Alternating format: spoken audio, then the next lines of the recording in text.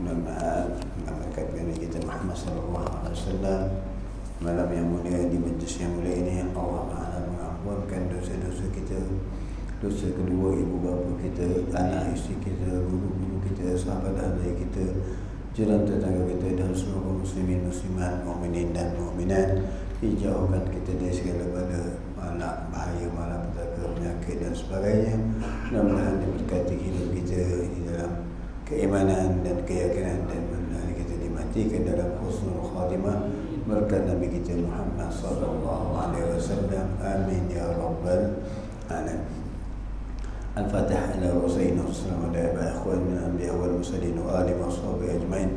ثم إلى سادتنا أبو بكر وعمر وعثمان وعلي وزيد وسلطان وطلحة إن أبا الحسن وحسن بن العابد جابر صالح وسلم كذب سعيد عليه وليد نجد في البلد لمن من هادي إلا الله من يسلم كدم محمد بن أبي بعد وسلم الشافعي شامي وصال قرني وسيدنا ابن عطاء الله وسيدنا السلام المشيشي أبو البث المرسي وسيدنا أبو كثير البشيري وسيدنا بخاري بن مسلم والترمذي وابن الترمذي وسيدنا إمام مالك يعني بهمله وسيدنا إمام الغيب والبدع ويبعد أحد إلى صدر وإلى أم الموضوع وسكر وسكر وأصولهم وقراشهم النور والجنة علينا من بركاتهم وأسرارهم وأنوارهم ونفاتهم وأعمال الدين الآخرة ثم إلى سيدنا كتب المعنى وكاب شمس الشمول وهي نبوس الحمد لله من أولاد الأقطاب ويحسن الشيخ الكثور يتتم منهم بوزن باقن والبطان جعفر بن حمد الله بن جعفر يجوز عمل بأمريكا يدور كلمة سالم يعي بن حمد العمل بايدون أما بالزين بن زيد بن صلى الله عليه وسلم بأحسن حسن حسن حمد عبد عباس بن بكر عاد وحمد أن يجاب العاد الله بن حمد الله تعالى بمسألة الله ثلاثية وصنع فراشي ونظر الجنة علينا من بركاته وأسراره وأنواره ونباته وعمل الدين الآخرة ثم إلى سيدنا الله وجشه بن سالم حيك بن سالم والمعظم بن سالم وسلم شبك بن سالم ورحمة الله بن سالم وأتينا عبد الأنفال وعباس بن بلال وتشاء بلاد الله من عز من الشيء عباد الباطل والخروج بأهل المحابسي على كتب إبراهيم يعني ما شيء ما شاء المقصود الله تعالى تعالى فهم شيئا كلمة كتبا سيدنا محمد الله وسيدنا محمد الله الفقع من كلمة الفقع الله بكلمة الفقع الشيخ الفقع أما بالنسبة للفقع سيدنا حمد اللهم أحمد عبد الله بن بشار بن الله بن شهاب محمد بن الله بن شهاب محمد عبد الله بن محمد بن بشار سيدنا بن شهاب سيدنا عبد الله بن شاطئ أصل بن شاطئ عبد بن شاطئ سيدنا بن شاطئ سيدنا محمد بن شاطئ سيدنا عبد محمد بن الله الحدر علي بن الحدر محمد الحدر الله بن سلم الحدر كما قالوا سيدنا حدر الحدر علي بن الحدر الله الحدر علي بن الله الحدر سيدنا حبيب نعم أمام الملك أبو جابر الملك أبو عبد العزيز الملك فإن أمام الله الحي من العبد والحي والحي وبيان الحي وسيدنا حبيب طال حدا حدا سيدنا محمد حدا محمد حدا كلمة محمد حدا وسيدنا محمد حسن حدا سيدنا حبيب حدا من العرشي وبين العرشي يجوب أن يبدو العرشي الله في الله محمد العرشي الله بن علي بن العرشي بن زنقلة سيدنا حبيب في أمام العرشي بشيء وشيء بالجلالة سيدنا حبيب سيدنا حبيب حسن الجبري سيدنا حبيب بن العرشي سيدنا بعد شيء ما كرم شيء ما بعد شيء شيء غازي وني وصلنا الراشين أن الله تعالى يجند علينا من بركاته وأسراره وأنواره ونفاته من الآخرة ثم إلى أمره ودينا وديكم ودينا وأمتكم الخاصة والمسلمين عامة بالرحمة والمغفرة والرضوان وإلى حضرة النبي محمد صلى الله عليه وسلم بسر الفاتحة. أعوذ بالله من الشيطان الرجيم. بسم الله الرحمن الرحيم. الحمد لله رب العالمين الرحمن الرحيم مالك يوم الدين إياك نعبد وإياك نستعين اهدنا الصراط المستقيم صراط الذين أنعمت عليهم غير المغضوب عليهم ولا الضالين آمين. بسم الله الرحمن الرحيم. الحمد لله رب العالمين والصلاة والسلام على سيدنا محمد وعلى آله وصحبه أجمعين. اللهم أنت رحمة الله من الصلاة والسلام دائمين من كله رحمة النبيين وسلم الحاكم كرب أظلمتك والعافية. اللهم نبي قلوبنا بأنواع معرفتي وابتلنا بالعلم وحملنا لبرك صالحة رغبة من ذكرك. اللهم اسك الفتوح والمنه والرسل والجساء والرغبة والتنسل. اللهم اسك المال بشر الصفية وحبيبا يا أرحم الراحمين. اللهم أعطنا كما شبه من السماء والبركة يا فتاح يا عليم افتح لنا أبواب العافية يا فتاح يا علم المغرب. وصلى الله وسلم الحمد لله رب العالمين. اللهم صل وسلم وبارك عليه وعلى آله يا أرحم الراحمين يا أرحم الراحمين يا أرحم الراحمين فرج على المسلمين يا أرحم الراحمين يا أرحم الراحمين يا أرحم الراحمين فرج على المسلمين يا ربنا يا كريم يا ربنا يا رحيم أنت الجواد الحليم وأنت النعم المعين يا أرحم الراحمين يا أرحم الراحمين يا أرحم الراحمين فرج عن المسلمين وما لنا ربنا سواك يا حسبنا يا ذا العلا والغنى يا قوي يا متين يا أرحم الراحمين يا أرحم الراحمين يا أرحم الراحمين فرج على المسلمين وليس نرجو سوى فضلك إلهي دراك قبل الفناء والحناء يا عمر دنيا ودين يا أرحم الراحمين يا أرحم الراحمين يا أرحم الراحمين فرج على المسلمين بجاه طه رسول جد ربنا بالقبول وهب لنا كل سور رب استجب لي أمين يا أرحم الراحمين يا أرحم الراحمين يا أرحم الراحمين فرج عن المسلمين واغفر لكل الذنوب واصل لكل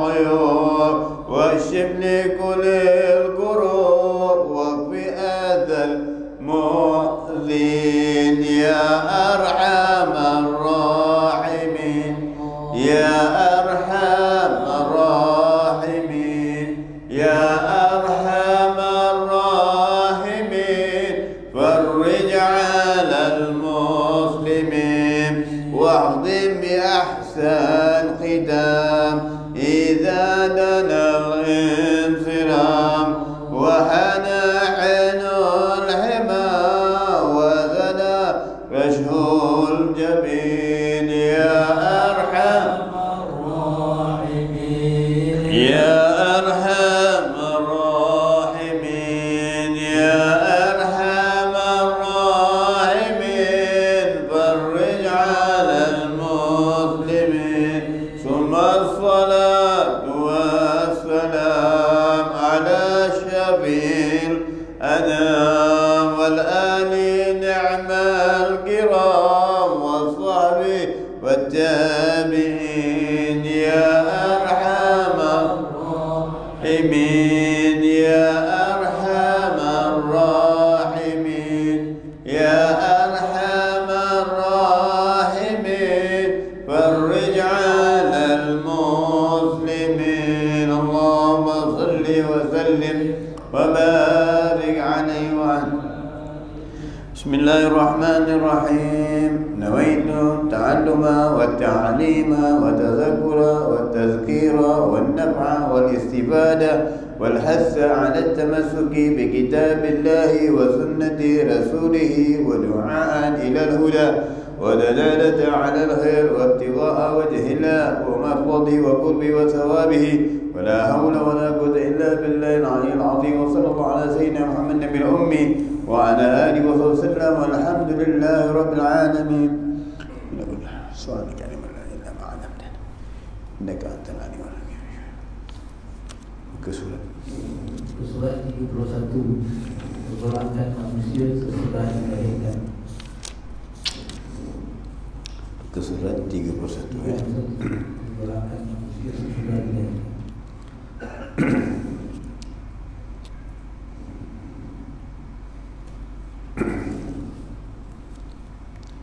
قال رضي الله تعالى ونفعنا به في الدين والدنيا والآخرة. Pergolakan manusia sesudah dilahirkan. Bismillahirrahmanirrahim.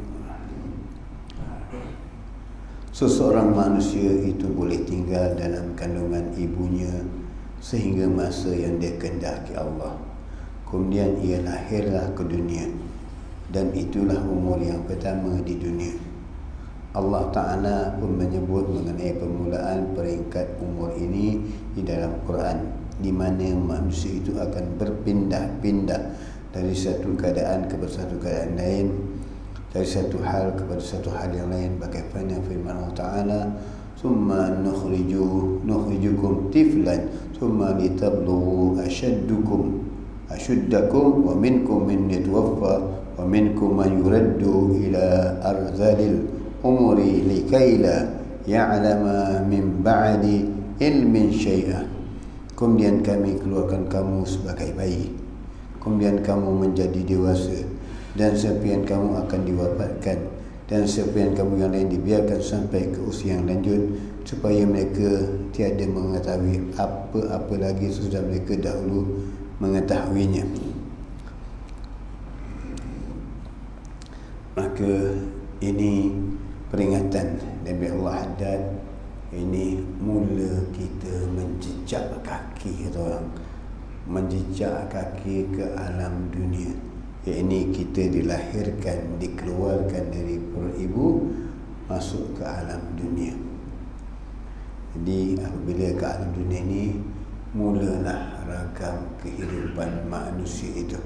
Sebab itu apabila mula-mula bayi dilahirkan, ulama menyuruh, mengingatkan, maka dengarkanlah di telinga mereka itu kalimah Allah terlebih dahulu dari kalimah-kalimah yang lain. Maka hendaklah diazankan di telinga bayi itu di sebelah kanan dan dikamatkan di sebelah kiri, dan kemudian dibacakan balik di telinga sebelah kanan dengan surah Al-Anzalna. Ini inna bismillahirrahmanirrahim, inna anzalnahu fi lailatul qadr wa ma adraka ma lailatul qadr, lailatul qadr khairun min syahr, tanazzalu malaikatu wa ruh fiha bi idzni rabbihim salamun hatta. Tujuannya apa dia membacakan surah Al-Anzalna ini kepada telinga bayi yang sebelah kanan? Tujuannya apabila anak ini besar, mudah-mudahan dilindungkan oleh Allah Ta'ala dari pelaku zina.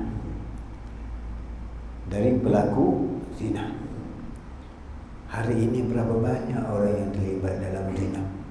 Belum bernikah dah berzina dulu. Lahir anak, lahir keturunan dan sebagainya yang bukan halal ini. Dan ini dipandang remeh dan rendah. Kita tak mengesahkan perkara ini, kita tak menitikkan berat perkara ini. Jadi rosak asal keturunan dan sebagainya. Maka terjadi alal haram kepada ibu bapanya. Kalau yang lelaki tidak boleh mewarisi harta bapanya dan tidak boleh dibinkan oleh bapanya, dan begitu juga wanita itu tidak boleh dibintikan dengan ibunya, bapanya. Sebab itu ulama mengingatkan apabila meninggal seseorang, yang ditakuti dari anak zina, maka disebutkan keyakinan itu lebih tepat dibin atau dibintikan ibunya, kan ibu yang melahirkannya. Jadi tak boleh lagi. Jadi ini yang ditakuti. Maka sebab itu disuruh membacakan suratul Dhanna supaya mengelakkan kehidupan mereka di dunia terlibat dengan zina. Hari ini baik yang dah menikah, yang belum menikah dan sebagainya, dari peringkat umur yang sekecil hari ini, dalam keadaan umur yang kita lihat hari ini, umur dari umur boleh dikatakan umur belum dewasa, iaitu umur 10 tahun, 12 tahun, dah mula membanyakkan terlibat dalam zina. Ini yang ditakuti. Ini bala yang besar. Allah mengingatkan dalam wala taqrabu zina. Jangan sekali kamu menghampiri zina. Maknanya jangan menghampiri zina, perkara-perkara yang boleh melekatkan kamu kepada perbuatan zina. Itu menghampiri kepada wanita-wanita yang bukan muhrim, satu.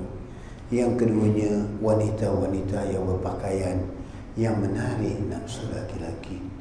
Ini hari ini berlaku. Maka dalam dunia ini, inilah katakan Allah, ada peringkat masa ini berlaku pancaroba dan keadaan berubah-ubah. Ada yang diberikan didikan yang baik semasa kecil, dan bila dewasa berubah dengan perangai yang tidak diingini. Ada yang keadaan hanya masa umur muda berubah kepada tua dalam kebaikan. Begitulah peringkat umum. Maka yang diperlukan adalah di sini yang pertama dididikkan dari ayah bunda mereka, kedua percampuran mereka dan kenalan mereka, dan hendaklah mereka didekatkan dengan para solihin, diterapkan mendekatkan diri mereka dengan para ulama supaya mereka terhindar dari perbuatan-perbuatan keji. Kerana dengan perkara yang kita nampak remeh sedikit akan menjadikan perkara yang besar. Hari ini kita lihat seolah-olah tak ada hukuman kepada orang yang melakukan zina. Seolah-olah tidak ada hukuman orang yang melakukan meminum arak. Hari ini seolah-olah tidak ada hukuman yang diberikan kepada orang yang bermain judi. Hari ini tidak ada seolah-olah melakukan hukuman orang yang murtad. Ini dari mana hukum ini? Inilah yang bala yang kita takuti di dalam dunia, sebab dari tangan dari manusia, dosa-dosa yang kita sendiri lakukan. Maka ini di mana pencegahan hari ini tentang arak, tentang zina, tentang judi dan sebagainya. Jadi ini menyebabkan keadaan manusia itu tadi, yang dulunya orang-orang yang baik, tetapi bila dapat satu kepada peringkat yang diberi kuasa, yang diberi kedudukan, maka mereka lupa peringkat itu. Mereka seolah-olah tidak pernah mengalami apa-apa. Mereka tak pernah belajar, seolah-olah seperti mereka tak pernah terdengar ayat-ayat Quran, tak pernah belajar. Maka mereka tinggalkan amalan-amalan yang dahulu. Lupa. Seorang anak yang dulu taat dengan ibu bapanya, setelah berkahwin, setelah nikah, setelah berubah kepada melupakan ibu bapanya. Ini terjadi dalam kehidupan hari ini. Di inilah kata Allah, ada zaman yang kamu duduk hari yang berubah-ubah. Bagaimana mengutusnya? Bagaimana untuk mengatasinya? Itulah dengan kalimat Allah. Itulah dengan bimbingan akhlak yang mulia, bimbingan akhlak yang baik. Maka dari kecil dah diterbiakan. Maka sebab itu ulama menganjurkan supaya diazankan telinga belah kanan dan dua dikamatkan tujuan supaya kalimah yang pertama yang didengar oleh anak kecil itu adalah kalimah Allah, supaya tidak ada kalimah lain yang termasuk di dalam telinga mereka dahulu. Begitulah orang-orang yang hendak meninggal dunia, kalimah yang paling terakhir yang diserapkan oleh telinga mereka adalah Allah. Allah. Ini satu yang terjadi juga. Ada orang yang nak meninggal, kita dekati mereka dan ajar mereka Allah. Bukan kita kata fulan, mengucaplah fulan, mengucaplah fulan. Tidak. Itu salah. Sebaliknya, ajar mereka Allah, Allah, Allah. Biarkan pengakhiran ucapan mereka itu dengan kalimat Allah, bukan kita kata mengucaplah. Sebab ini berlaku kepada satu imam yang besar. Apabila muridnya datang ke imam ini dalam keadaan sakaratul maut, maka datang murid-muridnya mengatakan, mengucaplah Tuhan, mengucaplah Tuhan. Bila katakan mengucap, beliau mengatakan la. Mengucaplah Tuhan, beliau mengatakan la. Mengucaplah Tuhan, beliau mengatakan la.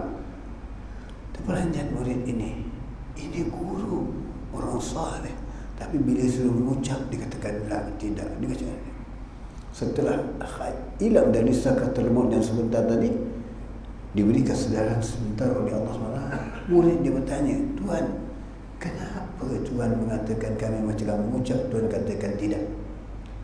Maka kata guru ini, kerana aku kan katakan iblis mendatangiku, wahai fulan, tukarlah kepada agama Majusi. Aku mengatakan tidak.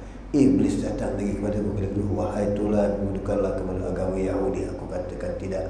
Wahai tulan, tukarlah kepada Rasulnya. Katakan tidak. Inilah datang iblis. Jadi maksud hidup ini dan akhir pengakhiran kita ini dugaan yang amat banyak. Dugaan semasa kelahiran dan dugaan yang paling berat di waktu kematian, waktu wafat kita, di waktu mati kita. Bagaimana dunia yang kita akan lalui ini bekalan-bekalan yang perlu kita bawa, yang perlu kita persiapkan. Ad-dunya manzalatul akhirah. Dunia itu ladang akhirat. Ataupun dunia itu tonggangan bagi orang. Kita bukan ditonggang oleh kita, bukan kita ditonggang oleh dunia, tetapi dunia itu bagi tonggangan bagi kita, peralat bagi kita untuk menyampaikan hadrat Allah Subhanahu Wa Taala. Bukan kita ditonggang oleh dunia untuk mengikut hawa nafsu dan sebagainya. Maka itulah sebab itu dari kecil itu dah diperdengarkan kalimat Allah Subhanahu Wa Taala, kalimat la ilaha illallah, supaya hati ini terbentuk. Maka begitu juga waktu di dalam kandungan sebelum dilahirkan, maka ibu-ibu hendakkan apa? Keberkahan. Maka dengarkanlah, perdengarkanlah, dendangkanlah bacaan-bacaan Al-Quran, gasidah-gasidah yang baik, ataupun apa ini selawat-selawat Nabi, istighfar kepada bayi yang ada di dalam perut. Itu maknanya ibu tu membaca atau mendengarkan gasidah atau selawat-selawat yang baik kepada bayi itu. Kerana bayi yang ada di dalam perut ini mendengar apa yang diperbuati oleh ibu-ibu, dan apa yang dimakan oleh ibu itu semua diterima oleh bayi itu. Jadi pendengaran itu penting. Kerana bila ibu-ibu menyanyi, pelakon, ini menyanyi mengikut anak, akhirnya anak keluar dengan didikan yang begitu. Kenapa? Dalam di perut dah diterbiahkan watak-watak yang begitu. Jadi ini dalam kandungan perlu. Jangan diterbiahkan dengan watak-watak yang bukan-bukan. Maka cenderungan ibu itu hendaklah kepada Al-Quran, selawat Nabi. Tapi hari ini dengan nyanyian, dengan joget-joget, dengan gembira-gembira, dengan khayalan-khayalan dan sebagainya, ini menyebabkan bayi yang ada di dalam kandungan itu tertarik. Kerana salur nadi dari ibu-ibu itu menyampai ke hati bayi itu. Jadi harus kita perhatikan betul-betul. Jadi yang mengandung Islam itu diberikan akan ibu isteri kita membaca Al-Quran, mengingat kalimah Allah Subhanahu Wa Taala, dan apabila dilahirkan diazankan, jangan dibiarkan. Inilah yang terjadi. Kemudian bila bayi dah berumur setahun, yang berumur 7 hari sebagai dalam Islam, diberikan nama, dikhitankan, diberikan nama dan diberikan doa yang baik, datang kepada orang-orang saleh, ditahnikkan mulutnya, yakni dibelah mulutnya oleh orang-orang yang saleh, supaya lidah itu lancar, lidah itu baik dengan perkataan-perkataan yang baik. Kerana yang keluar dari mulut orang-orang yang saleh, dalam kalimat yang saleh itu kalimat yang baik, dan mudah-mudahan bayi itu mewarisi kalimat-kalimat yang baik, bukan mewarisi kalimat-kalimat yang buruk. Syaitan kau, jahannam kau, la'nan kau, ini bukan kalimat-kalimat yang baik. Ini kalimat-kalimat dari siapa? Maka sebab itu anak-anak dari kecil dah mula terdidik dengan makian-makian, sumpah serana dan sebagainya. Sebab dari ibu itu sendiri, didikan itu. Jadi ditarbiyah, maka ditahnik anak-anak itu dengan kalimah-kalimah yang baik. Mudah-mudahan lidah ini selalu mengaji Al-Quran, lidah ini selalu mendengarkan istighfar, dan lidah ini selalu mengingatkan orang dengan kalimat yang baik, bukan kalimat-kalimat yang mengumpat orang, mengaji orang dan sebagainya. Itu sebab disuruhkan ditahnikkan, kerana dibelah dengan madu dan kurma yang manisan, supaya mulut anak itu sentiasa mengeluarkan perkataan-perkataan baik dan manis. Ini dia hikmahnya kan. Tapi hari ini kita kata apa ni, tak perlu. Inilah itulah Nabi mengajar kepada kita, mendidik kita cara-cara seperti. Jadi dengan itu masuk kepada rohaniah. Kerana sentuhan-sentuhan pada tangan-tangan orang-orang yang soleh.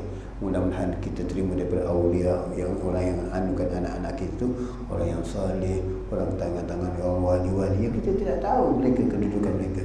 Jadi dengan mudah-mudahan dengan berkat mereka itu, anak kita menjadi anak yang soleh dari doa mereka. Tapi hari ini kan, yang penting apa kita ambil?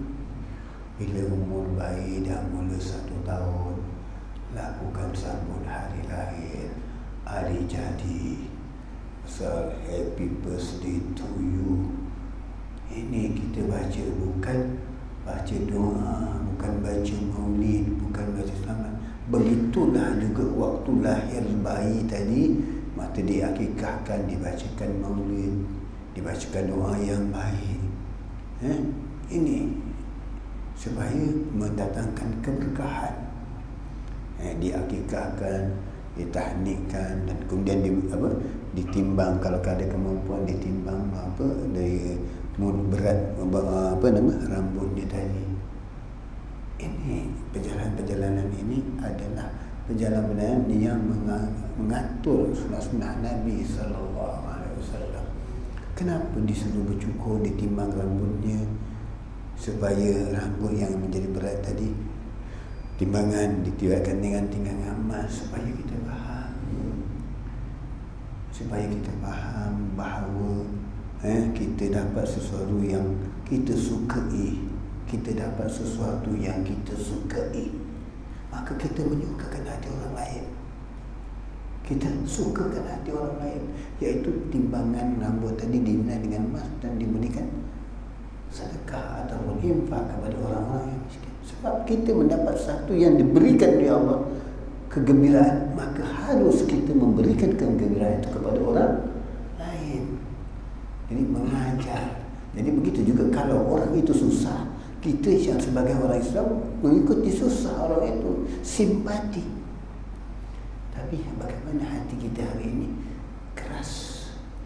Tak pernah merasakan simpati kepada orang yang ataupun yang dekat dengan kita pun sama sekali. Kadang kita tak ada harap, tak ada perasaan. Biarlah dia, pandai-pandailah dia, hiduplah dia yang cari sendiri. Ini kerana kita tidak mengamalkan dari awal cara-cara pendidikan yang diajar oleh Nabi SAW, yang dipupuk oleh para salafus salihin. Sebab kita ambil remeh. Bila anak dah hari lahir, happy birthday to you, taruh lilin haram. Kerana lilin itu adalah permainan Yahudi Majusi, bukan Islam. Kalau ditiup lilin menyenggau kat mukanya, maka haram. Tapi hari ini kita gembira dengan cara-cara Yahudiyah, Nasraniyah. Sebab begini, sebab kita tidak diterapkan. Jadi kita bangga. Begitu juga anak-anak kecil diberi pendidikan dari awal tadi dengan pendidikan yang baik. Diajarkan dengan bila petah anak itu mula belajar bercakap, diajarkan dengan selawat, diajarkan dengan cara baik, diingatkan dengan kalimah-kalimah Allah, dilatih untuk mengingatkan Allah apabila anak-anak ini mula, kerana umur anak dikatakan oleh ulama dari umur paling baik antara 5 tahun sampai 10 tahun. Di waktu itu ingatan mereka paling kuat.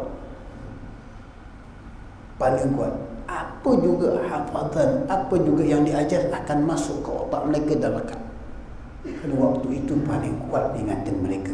Jadi sebab itu para solihin tidak melepaskan dengan ini, maka diajar anak-anak mereka walaupun umur baru 3 tahun, 4 tahun, diajar membaca Quran kalau mereka dah boleh bercakap.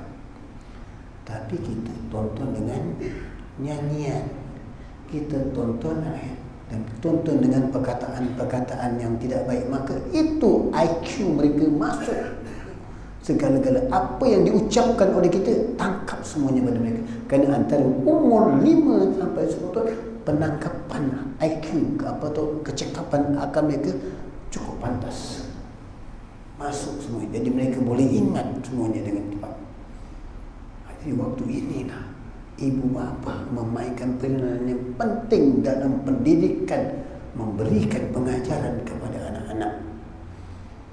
Jadi bila umur dah setahun, 2 tahun dididik dengan baik, ini mengingatkan ini tidak boleh dibuat. Jadi itu akan termasuk dalam fikiran anak-anak. Tapi kalau ibu bapa mengambil remeh budak umur 5 tahun, apa dia tahu, budak yang apa dia tahu, maka inilah yang akan menyebabkannya. Ini yang akan tumbuh kepada mereka. Ini yang akan berlaku. Kerana kita pandang remeh, Jadi ini perhatian ulama mengingatkan kepada kita, tapi kita lupa. Jadi bila anak-anak itu membesar, segala apa yang diidrapkan daripada awal dan diingatkan, mereka akan jadi ingatan dan mereka akan menyebabkan mereka akan berubah nanti. Itulah sebab pentingnya bagi pendidikan. Kerana sebab itu para salafus salihin mengingatkan anak-anak mereka di antara umur 5 tahun sebenarnya orang yang cepat khatam Quran. Kalau kita tengok hari ini umur antara 5 tahun dan bagaimana terjadi kepada satu teman saya di Brunei. Beliau membuka tadika di Brunei, tadika anak-anak di Brunei, dan buat penerimaan umur anak dari 3 tahun dah boleh masuk tadikanya. Kalau anak-anak itu dah boleh bercakap dengan baik, dah boleh menyebut, bercakap dengan baik, maka umur 3 tahun dah diterima untuk masuk tadika dan diajar dengan kalimat-kalimat mana Al-Quran, hadis, bahasa dan sebagainya. Mula dia diajar kalimat pelajaran-pelajaran Al-Quran, tajwid Al-Quran dan sebagainya mengikut umur.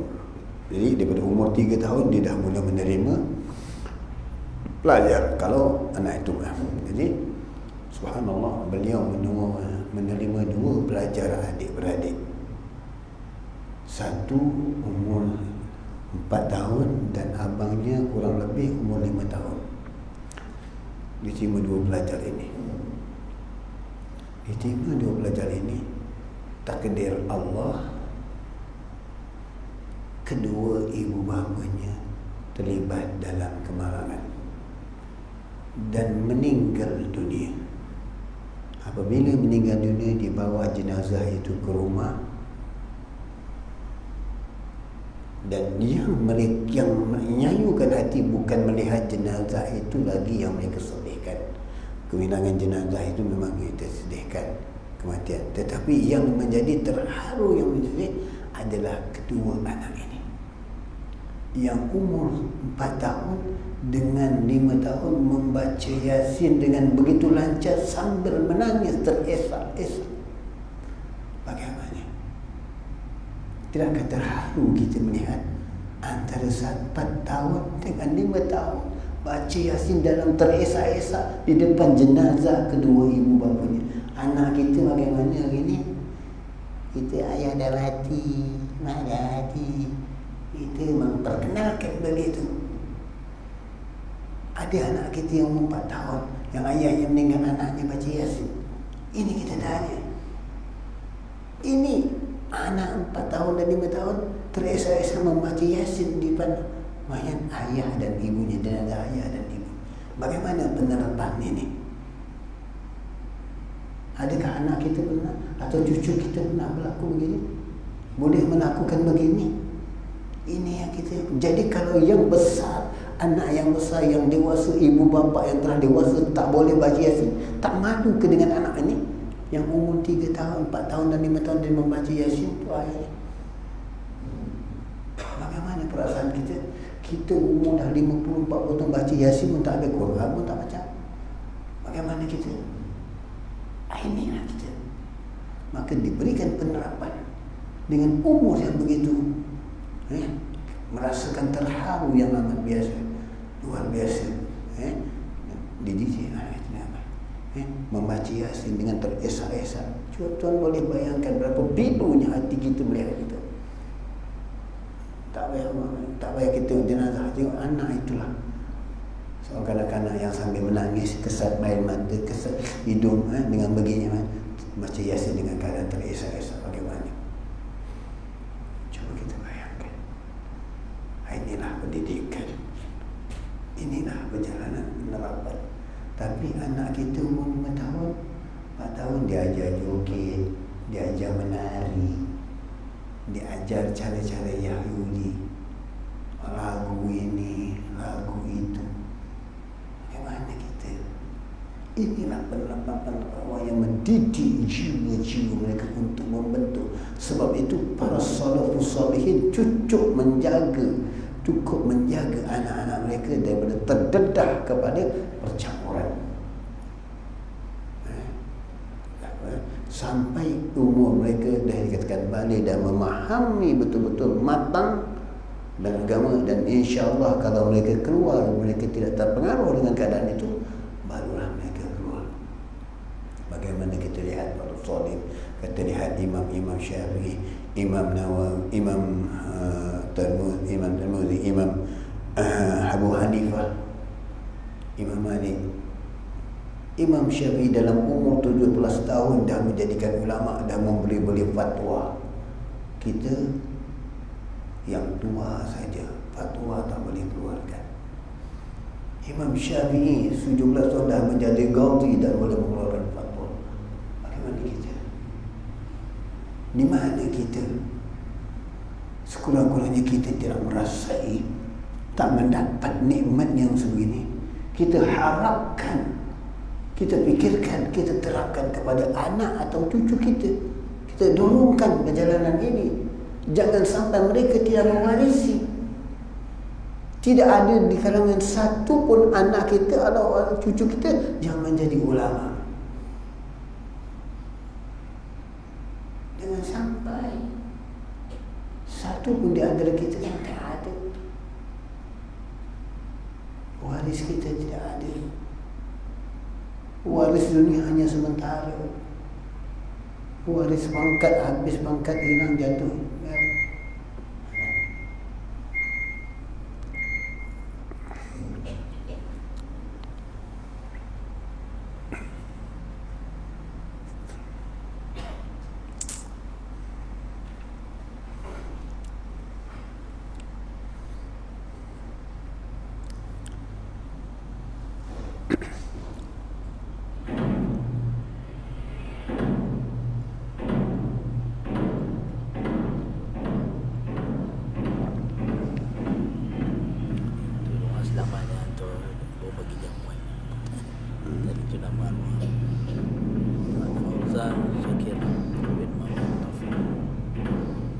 Taufik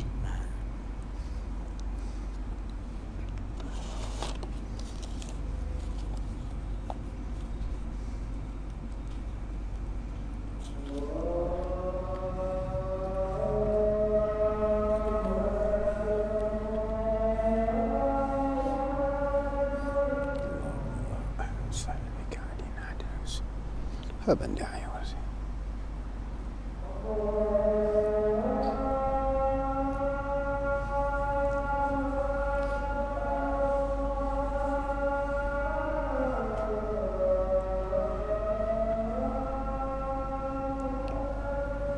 Allah ahlan.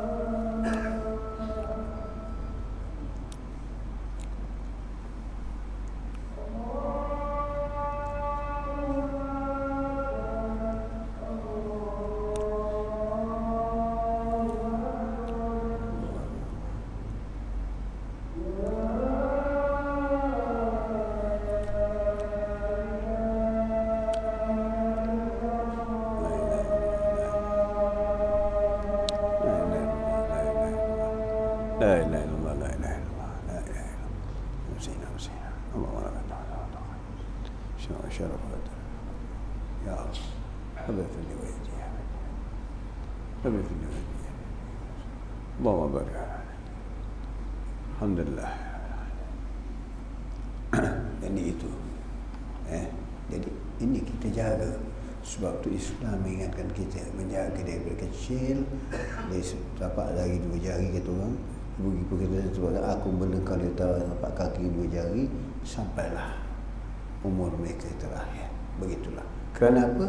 Kerana bagaimana firman Allah Ta'ala yang di sini tadi Allah mengatakan ada yang kamu akulah dia hidup dari bayi, ada yang mati, ada yang umurnya sampai pertengahan umur, ada yang sampai dewasa, ada yang sampai sebahagian umur saja kehidupannya seperti pemuda, kemudian remaja, kemudian diwafatkan dan sebagainya. Jadi dan ada yang sampai usia yang lanjut 80, 90, 100 supaya mereka tidak mengetahui apa-apa lagi sesudah mereka dahulu mengetahuinya. Yang maknanya usia dah lanjut, yang sampai kita kajikan jadi pikun atau jadi lupa atau jadi nyanyuk, sampai mereka pun tak ingat lagi apa yang berlaku, apa yang mereka lakukan, termasuk sebagaimana kita lihat orang yang latah dan sebagainya. Begitulah.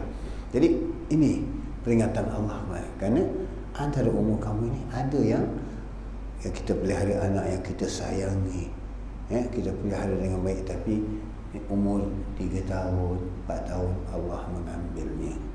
Jadi ini cobaan Allah kepada kita, ujian Allah kepada kita. Bagaimana berlaku di zaman Nabi SAW, seorang wanita yang solehah. Apabila ini wanita solehah ni pagi dibangun, dia dapati anak lakinya, bayinya telah meninggal dunia. Suaminya dah tolak pergi kerja.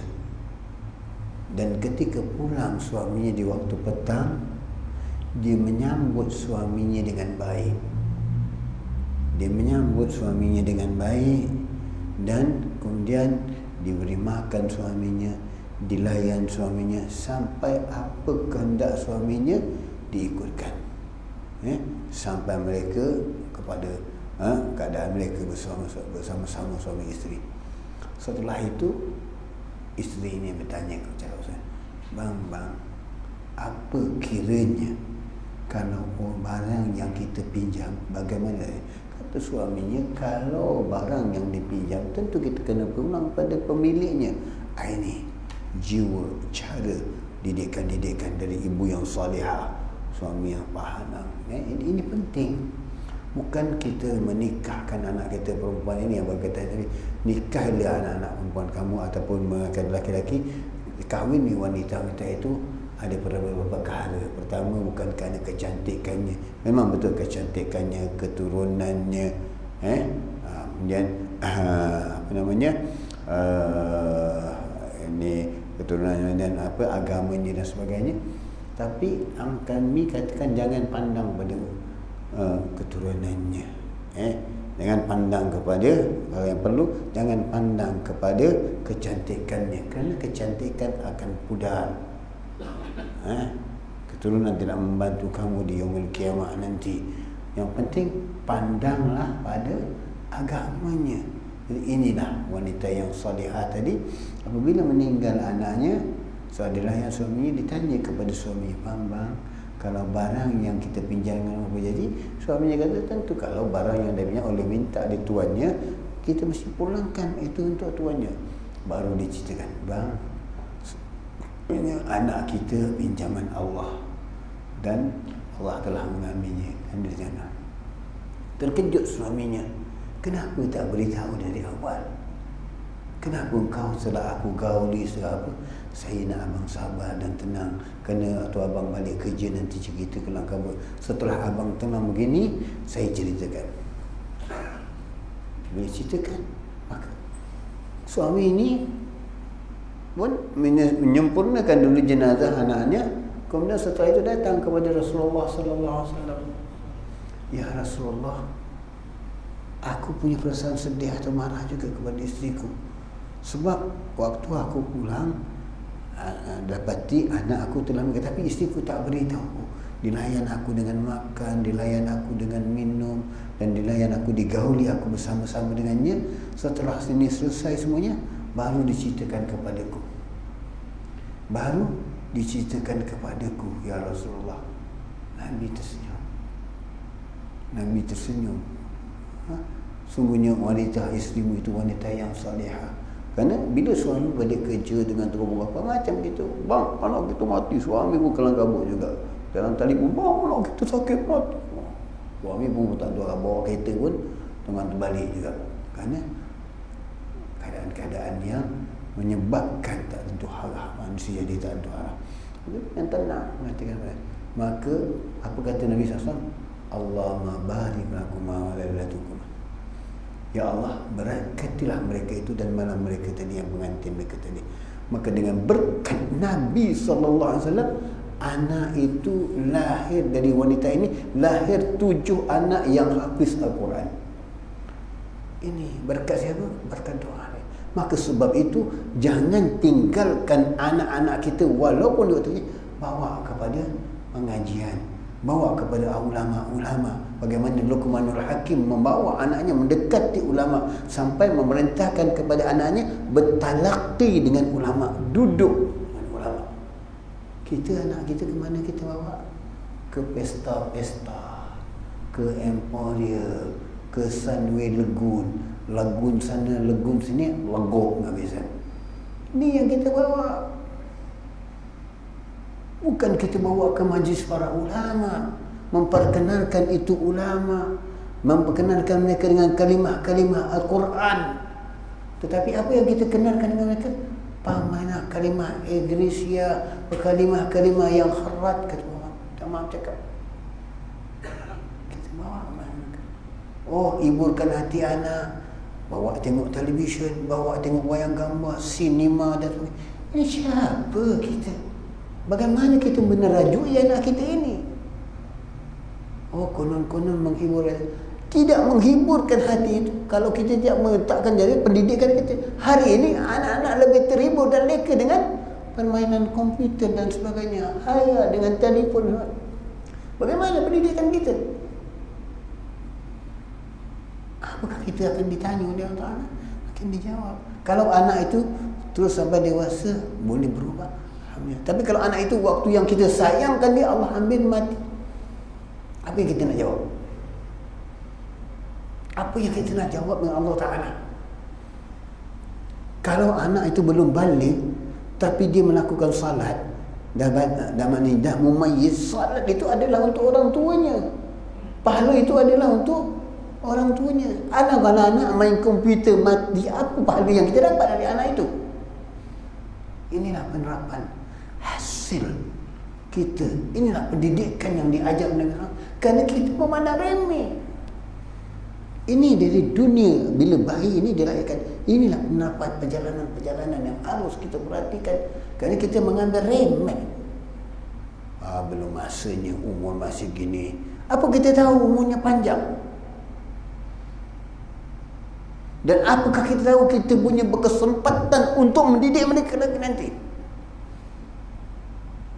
Kita tak tahu. Maka sebab itu kita bersiap sedia untuk ini.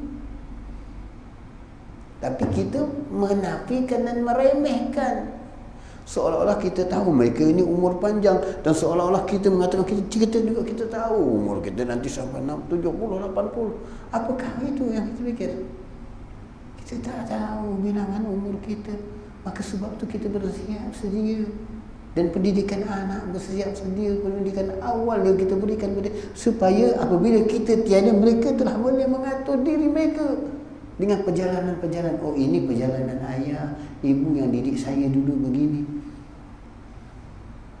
Jadi ada terhaju, ada pegangan. Tapi kalau kita tak mendidik mereka dengan pegangan, maka itu yang akan terlepas, seperti debu-debu yang ditiup ini. Maka apabila mereka campur kepada pencampuran yang tak berguna, mereka akan mengikuti pencampuran itu. Mereka akan terjebak dengan pencamburan-pencamburan itu. Jadi salah langkah, salah melaku mereka disebabkan siapa?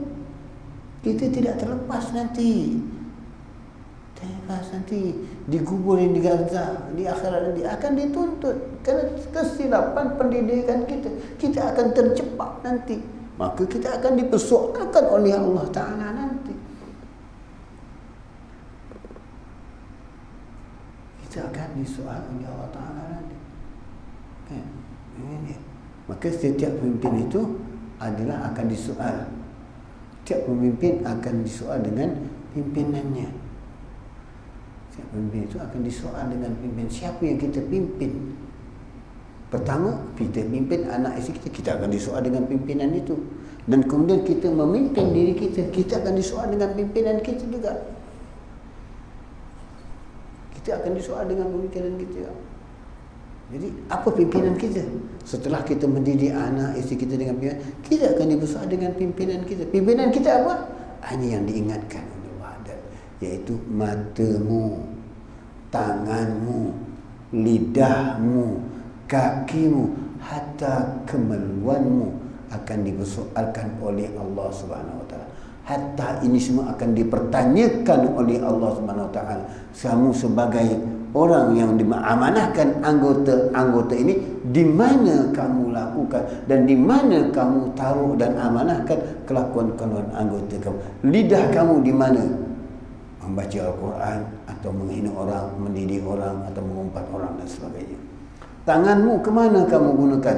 Mengambil yang halal, memegang yang halal, atau mengambil yang haram, atau memukul dan sebagainya. Matamu akan dipersoalkan, ke mana kamu pandang, ke mana kamu buat. Kakimu akan dipersoalkan, ke mana kamu bawa kakimu. Jalan di mana? Ke tempat maksiat atau ke tempat yang baik. Dan kemaluanmu akan dipersoalkan, akan dipertanyakan, kamu yang halal atau yang haram yang kamu jebak. Kamu akan dipersoalkan, tak akan terlepas. Jadi bagaimana persediaan kita? Dan bagaimana orang-orang yang kita pimpin? Bagaimana orang-orang yang kita pimpin? Kalau kita tak boleh memimpin diri kita sendiri nanti, maka sebab itu sebagai ayah, dikatakan ayah atau ibu mesti matang dalam pimpinannya untuk memimpin anaknya. Jika tidak matang, jika tidak berpandukan kepada agama dan Quran dan hadis, maka inilah yang akan terjebak. Inilah akan jadi. Akhirnya ada tak ibu-ibu, ayah-ayah yang mengesal, kau telah aku berikan hidup kenikmatan, didik dengan kemewahan, aku ajar kau jadi engineer, jadi profesor, jadi ini, tapi ini yang kau balas denganku. Benar tak terjadi? Terjadi. Anak-anak sibuk dengan hal-hal dunia. Bagaimana yang kita terapkan, yang pernah kita dengarkan cerita orang yang asalnya bukan Islam, memeluk Islam, kemudian mendidik anak-anak kawannya dengan keadaan yang mewah. Anak diajar ke London, anak diajar ke Amerika. Kemudian bila dia tinggal berdua dengan istrinya, sakit istrinya, diberitahu anaknya, anak ada 2 orang, pulanglah anak, ibumu sedang sakit. Anak mengatakan, saya sibuk ayah, saya mau memegang jawatan sebagai pengarah syarikat, saya tidak ada waktu untuk balik. Anak yang seorang lagi, kamu pulanglah, saya tidak ada waktu ayah kerana saya sibuk dengan pekerjaan saya. Dan akhirnya ibu itu mati dengan tidak dihadiri oleh anak. Dan anak tak merasakan bahawa tidak menghadiri atau mendatangi melihat jenazah ibu, tak merasakan bersalah. Kerana mereka itu katakan mereka itu sibuk, urusan mereka sibuk, tak ada waktu untuk itu. Jadi tak ada merasakan bersalah. Sudah ya, tanamkan aja, kami tak boleh pulang. Bagaimana kalau ini berlaku kepada kita? Bagaimana kita renungkan? Apakah setelah kita mengharapkan kemewahan, kita cari kemewahan untuk ini, sedangkan anak-anak yang dah diberikan tak menghargai kita? Inilah inilah perjalanan umur, insya-Allah yang minggu hadapan akan kita bahaskan sedikit demi sedikit dari peringkat umur yang kecil sampai ke peringkat pertengahan umur dan dewasa, insya-Allah. Dan kalau diizinkan Allah, mudah-mudahan Allah menjadikan kita panjang umur, sihat walafiat, dan kita akan jadikan renungan kita untuk kita bagaimana teladan yang dididikkan, yang diterapkan oleh para salihin, maka anak-anak mereka berjaya dalam keadaan mendidik dan mendidik orang yang menjadi pendidik kepada mendidik anak-anak yang lain dalam keadaan yang mereka itu menjadi para orang yang saleh, berkah kehidupan dunia dan mudah-mudahan kita mendapatkan begitu juga kepada anak-anak kita dan keturunan kita. Amin ya rabbal alamin. Bismillahirrahmanirrahim. Alhamdulillahirabbil alamin wassalatu wassalamu ala sayyidina Muhammadin wa ala alihi wa sahbihi ajma'in. Rabbana anfa'na bima 'allamtana, rabbi arinal ladzi yanfa'una, rabbi faqqihna wa faqih ahlana wa qarabatin lana fi dinina ma'ali kutri untha wa dzakar. Rabbi wafiqna wa fikum lima tartadi qawlan wa fi'lan karaman wa zuki kulla halalan da'ima wa akhla'atka ya ulama na'dha bi khairi wa nuhwa kulla syarr. Rabbana aslih lana kulla syuyun wa aghra bi ridha minkal huyun waqdi 'anna ربنا كل ديون قبل أن تأتينا رسل المنون واقبض أنت كما ستر وصلاة الله تغشى المصطفى من إلى الحق دعانا والوفاء بكتاب للناس شفاء وعلى الآل كرام شرفاء وعلى صاحب المصابيح القرر اللهم اهدنا بهداه واجعلنا ممن يساره في رضا ولا تولنا وليا سوى ولا تجعلنا ممن خالف أمرك وعصاك وحسبنا الله ونعم الوكيل ولا حول ولا قوة إلا بالله العلي العظيم وصلى الله على سيدنا محمد النبي وسلم والحمد لله رب العالمين.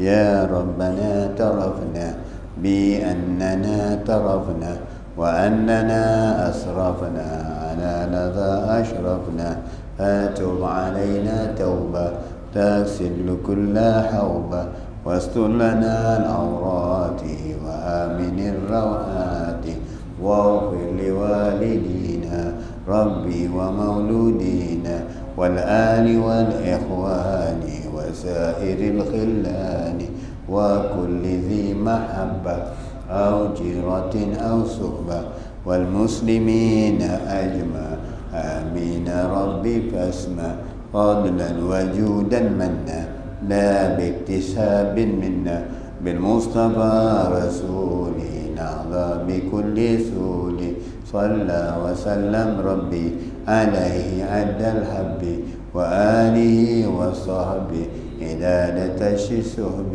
والحمد للإله في البدء والتناهي عبد المعبود ونبينا من قبل لا إله إلا الله لا إله إلا الله لا إله إلا الله محمد رسول الله صلى الله عليه وسلم كلمة نحاق عليها نحيا وعليها نموت وعليها نبض إن شاء الله تعالى أمنت وأمنك يا أرحم الراحمين. اللهم صب المحابي قلوبنا وفيها ذنوبنا واصل بها شؤوننا ويسر أمورنا وارفعنا وانفعنا بها مال ولا بنون إلا من أطل بقلب سليم بسر الفاتحة.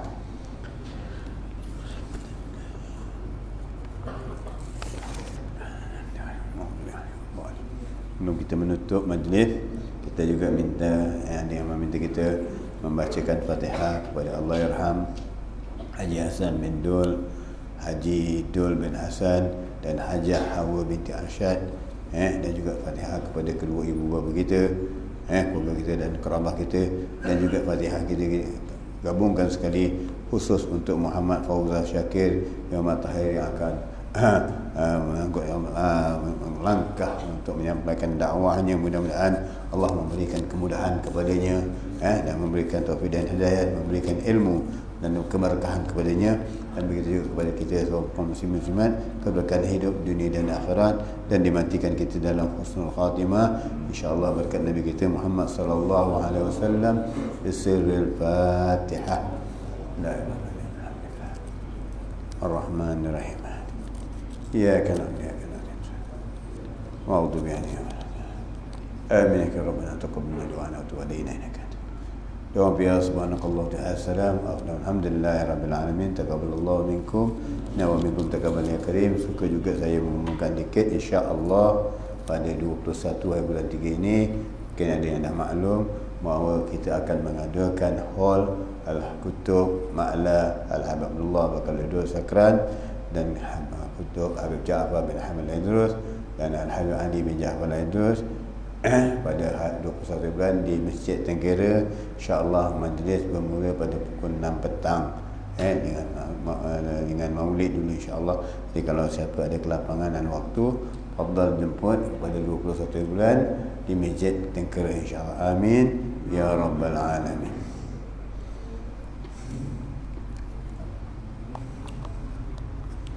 Masih